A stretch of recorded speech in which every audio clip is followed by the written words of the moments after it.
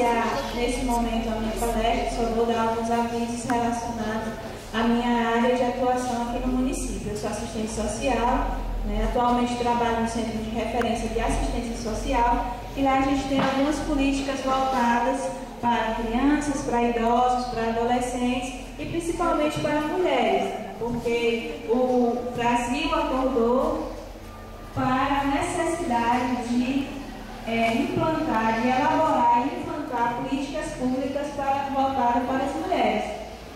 E lá no CRAS a gente trabalha com esse público e eu vou trabalhar principalmente com adolescentes, que é a maioria de vocês aqui, a faixa etária de 12 a 16 anos, não é isso? Pronto. Então a gente vai trabalhar com adolescentes no ProJovem, que é um serviço socioeducativo para adolescentes de 15 a 17 anos que são membros de família do Bolsa Família, que é o programa de transferência de renda do governo federal.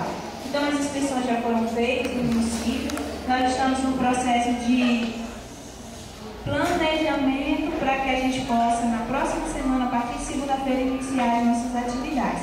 Então quem se inscreveu, ou se vocês conhecerem alguém que se inscreveu para o ProJovem, já avisam que as atividades vão começar na segunda e que eles precisam procurar o CRAS, certo?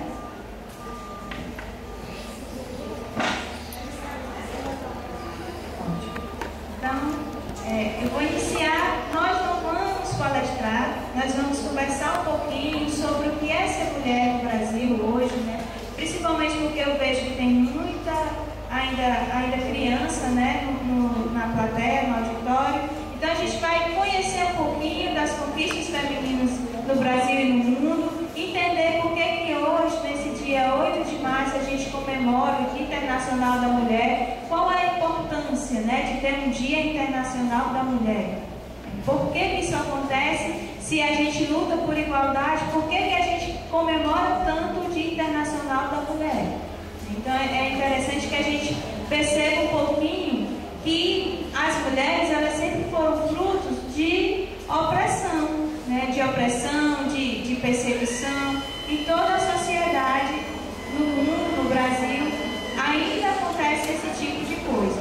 Então eu trouxe alguns vídeos para tornar a atividade mais dinâmica e para a gente poder debater e discutir. Se alguém quiser dar exemplos, se alguém quiser questionar ou discordar, ou mesmo falar um pouco sobre o seu cotidiano, só levantar a mão e a gente torna um momento mais dinâmico.